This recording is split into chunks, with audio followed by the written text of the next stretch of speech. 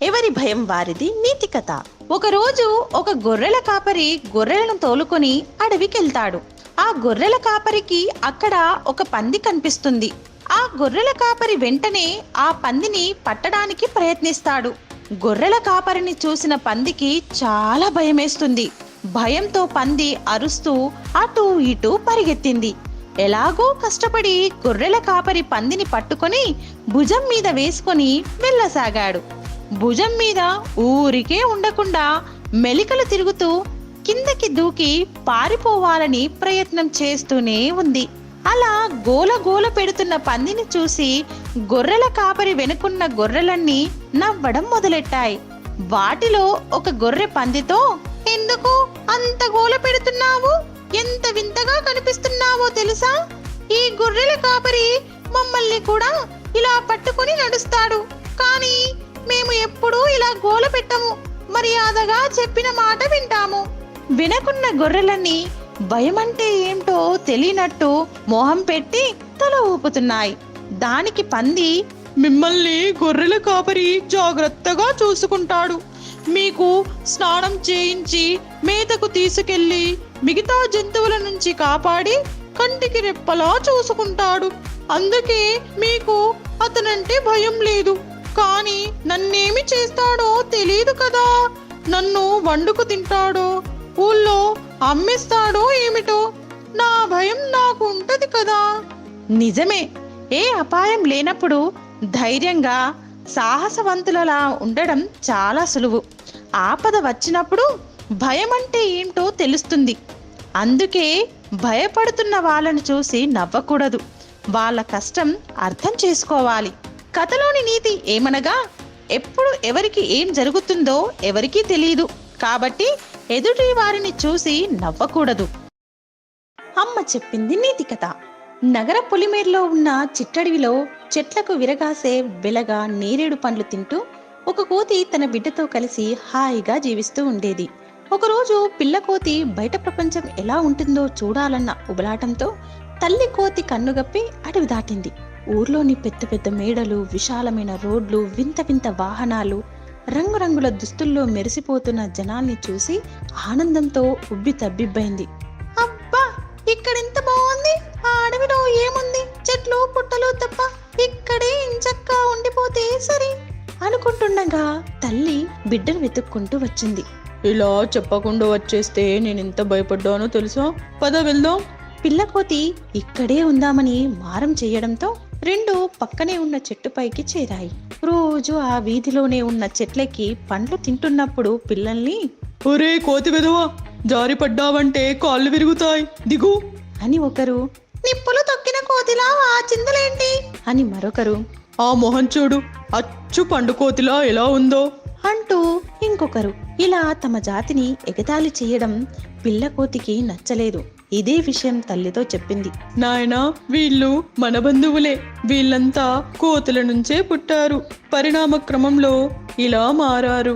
వాళ్ళ మాటలను పట్టించుకోకు అంటూ నచ్చ చెప్పడంతో, పోన్లే, వీళ్ళు మన చుట్టాలే కదా అని పిల్లకోతి సరిపెట్టుకుంది. కానీ ఒకరోజు జామ చెట్టెక్కి ఒక పండు కోసి తినబోతుండగా ఆ ఇంటి యజమాని, దిక్కుమాలిన కోతులు పండ్లు కనిపిస్తే చాలు వచ్చి పడతాయి అని గావు కేకలేస్తూ కర్ర పట్టుకు రావడం చూసింది పిల్లకోతి. అది భయంతో తల్లి ఊళ్ళో తలదూర్చి, అమ్మా, అడవిలో మనం ఎన్ని పండ్లు తిన్నా ఎవ్వరూ అడ్డు చెప్పలేదు, మరి ఇక్కడేంటి అంటూ బావురుమంది.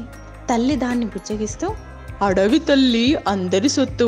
మనం ఆకలి తీరితే చాలనుకుంటాం, కానీ ఈ మనుషులకు స్వార్థం ఎక్కువ.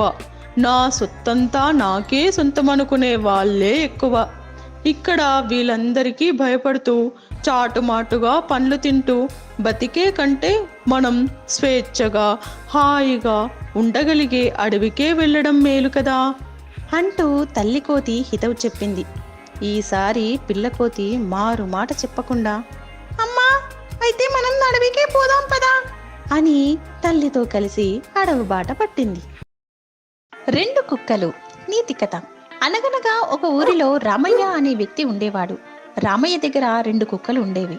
రామయ్య వాటికి ఆహారం పెడుతూ చాలా బాగా చూసుకునేవాడు. 2 కుక్కలు చాలా స్నేహంగా కలిసిమెలిసి ఉండేవి. రామయ్య 2 కుక్కలలో ఒక దానిని ఇంటికి కాపలాగా ఉంచేవాడు. రెండో దానిని మాత్రం తను ఎక్కడికి వెళ్లాల్సి వచ్చినా వెంట పెట్టుకుని వెళ్లేవాడు. అలా కొన్ని రోజులు గడిచాయి. ఒకరోజు రామయ్య వేటకు వెళ్లాలని తలిచి తన దగ్గర ఉన్న కుక్కను వెంటబెట్టుకుని వెళ్ళాడు. రెండవ కుక్కను ఇంటికి కాపలాగా ఉంచాడు. వేట కుక్క వేటాడి తెస్తే కొంత భాగం యజమాని కాపలా కుక్కకు కూడా పెట్టేవాడు. అది చూసిన వేట కుక్కకు కోపం వచ్చేది. వేట కుక్క కాపలా కుక్క దగ్గరకు వెళ్ళి, ఏయ్, తిన్నావా? నేనేమో కష్టపడి వేటాడి తెస్తే నీవు మాత్రం కష్టపడకుండా సుఖంగా ఇంటి దగ్గరే ఉంటూ తింటున్నావా? కష్టం నాది, సుఖం నీది అని నిష్ఠూరమాడింది వేట కుక్క. అప్పుడు కాపలా కుక్క, తప్పు నీది కాదు. నాకు పని నేర్పకుండా ఇంట్లో ఉంచిన యజమానిది. యజమాని నాకు పని చెప్తే నేను చేయను అన్నానా అని అన్నది. కథలోని నీతి ఏమనగా, బద్ధకస్తులైన పిల్లల్ని అలా పెంచిన తల్లిదండ్రులదే బాధ్యత. అహంకారి కుందేలు నీతి కథ. ఒక అడవిలో కుందేలు ఎలుక ఎంతో స్నేహంగా ఉండేవి. కుందేలు కాస్త అహంకారి, ఎలుక కొంటెది. కుందేలు ఎలుక కనిపించినప్పుడల్లా, ఏ ఎలుక, నాతో సమానంగా పరిగెత్తలేవు అని ఎగతాళి చేస్తుండేది. ఒకరోజు కుందేలు ఎలుకను ఎగతాళి చేయడం మరొక ఎలుక విన్నది. ఆ 2 ఎలుకలు ఇంచుమించు ఒకే పోలికతో ఉన్నాయి. కుందేలుకు గుణపాఠం చెప్పాలనుకుంది రెండో ఎలుక. ఈ 2 ఎలుకలు కలిసి ఒక ఉపాయం ఆలోచించాయి. మర్నాడు కుందేలు ఎలుకను ఏడిపించసాగింది. ఏమిటి, నువ్వు వేగంగా పరిగెత్తగలనంటావు, అయితే పందెం కాస్తావా? పిచ్చి ఎలుక, నువ్వు గెలుస్తాననుకుంటున్నావా? ఎగతాళిగా అంది కుందేలు. సరే, అయితే రేపు ఉదయం ఇక్కడి నుండి పందెం ప్రారంభిద్దాం అని ఎలుక వెళ్ళిపోయింది. నాతోనే పందెం కాస్తుందా? దీనికెంత పొగరు అనుకుంటూ కుందేలు కూడా వెళ్ళిపోయింది. మర్నాడు ఉదయం అనుకున్న ప్రకారం పందెం మొదలైంది. ఎలాగో తానే గెలుస్తాననే గర్వంతో కుందేలు ఎలుకను ముందుగా పరిగెత్తమంటుంది. ఎలుక కనుమరుగు కాగానే కుందేలు పరిగెత్తడం ప్రారంభించింది. దానికి దారిలో ఎక్కడా ఎలుక కనిపించలేదు. దాంతో కుందేలుకు ఆశ్చర్యం వేసింది. ఎలుక ముందే గమ్యాన్ని చేరి కుందేలుకు స్వాగతం పలికి, మళ్ళీ పందెం పెట్టుకుందామా అన్నది ఎలుక కుందేలుతో. సరే అని ధీమాగా ఎలుకను ముందుకు వెళ్ళనిచ్చింది. తర్వాత కుందేలు పరిగెత్తింది. దారిలో ఎక్కడా కుందేలుకు ఎలుక కనబడలేదు. రెండోసారి కూడా ఎలుకే గమ్యాన్ని చేరుకుంది. కుందేలు ఆశ్చర్యపోయింది. మిత్రమా, అలసిపోయావా? మళ్ళీ పోటీకి వస్తావా అని ఎలుక అడిగింది. ఇది మాయగాడిలా ఉన్నది మనసులో అనుకుంటూ రోషంతో అంగీకరించింది కుందేలు. ఎన్నిసార్లు పోటీ పడినా కుందేలుకు ఓటమి తప్పలేదు. కుందేలు అలసిపోయి సిగ్గుతో పందెంలో ఓడిపోయినట్టు ఒప్పుకుంది. సాయంత్రం 2 ఎలుకలు కందగడ్డను తింటూ కుందేలుకు కనిపించినవి. 2 ఒకే పోలికలు ఉన్నాయి. అందులో ఒక ఎలుక, గర్వం పతనానికి మూలం అన్నది. అవును, కుందేలుకు చెవులు చిన్నవి, కళ్ళు పెద్దవిగా ఉంటే బాగుండేది. పందెం నేను మొదలు పెడితే నువ్వు ముగించావని, నువ్వు మొదలు పెడితే నేను ముగించానని తెలుసుకోగలిగేది. ఆ 2 ఎలుకలు అనుకుంటూ కుందేలును వెక్కిరించినవి. కథలోని నీతి ఏమనగా, గర్వం మనిషి పతనానికి దారితీస్తుంది. కావున గర్వం పనికిరాదు. సింహం 3 మాయ బంగారు పావురాలు నీతి కథ. అనగనగా ఒక అందమైన అడవి. ఆ అడవికి సింహం రాజుగుండేది. ఆ అడవిలో రకరకాల పక్షులు, జంతువులు నివసిస్తుండేవి. అడవిలోని జంతువులు, పక్షులు ఎంతో స్నేహంగా ఉంటూ సహజీవనం సాగించేవి. కొన్ని రోజుల తర్వాత అడవిలోని జంతువులకు, పక్షులకు అనుకోకుండా ఒక వింత వ్యాధి సోకి ఒక్కొక్కటిగా అడవిలోని జంతువులన్నీ మేతకు వెళ్లిన చోటే మూర్ఛపోయి సొమ్మసిల్లి మరణిస్తున్నాయి. అలా మరణించిన జంతువులను చూసిన సింహానికి చాలా బాధ వేస్తుంది. అయ్యో భగవంతుడా, నా అడవిలోని జంతువులు, పక్షులకు ఏదో వింత వ్యాధి సోకి మరణిస్తున్నాయి. వీటిని ఆ వింత వ్యాధి నుండి రక్షించుకోవడం ఎలా? చాలా చింతిస్తుంది సింహం. ఆ అడవిలోని జంతువులు, పక్షులు మరణించగా చివరికి కేవలం 3 పావురాలు మాత్రమే జీవించి ఉంటాయి. వాటిని కాపాడుకోవడం ఎలాగా అని సింహం బాధపడుతుండగా అంతలో ఒక పులి ఆకలితో సింహం దగ్గరకు వస్తుంది. మహారాజా, నాకు చాలా ఆకలిగా ఉంది. నాకేదైనా ఆహారం పెట్టండి. ఆకలితో చచ్చిపోయేలా ఉన్నాను. పులి మాటలకు సింహం సరేనని పులికి ఆహారం పెడుతుంది. పులి ఆహారం పుష్టిగా ఆరగించి, రాజా, మీరు ఎందుకో చిన్నబోయి ఉన్నారు.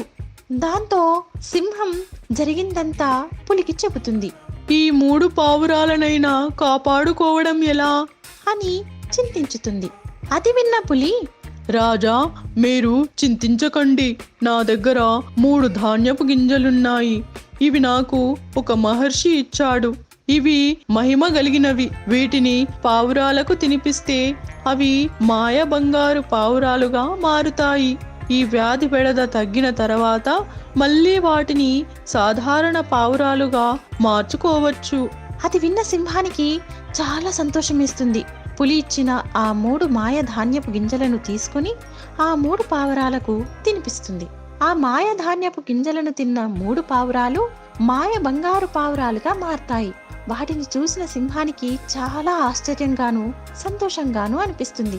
కొన్ని రోజుల తర్వాత అడవిలో వింత వ్యాధి బెడద తగ్గిన తర్వాత సింహం, పులి 2 కలిసి మాయ బంగారు పావురాలను మళ్ళీ యథావిధిగా బ్రతికిస్తాయి. పావురాలను బ్రతికించినందుకు సింహం పులికి కృతజ్ఞత చెబుతుంది. దాంతో పులి తనకు ఆహారం పెట్టిన రుణం ఈ విధంగా తీర్చుకున్నందుకు తృప్తిగా అక్కడి నుండి వెళ్ళిపోతుంది. కథలోని నీతి ఏమనగా, కష్టకాలంలో ఎవరికైనా సహాయం చేస్తే అది మనకు ఏదో రూపంలో తిరిగి వస్తుంది.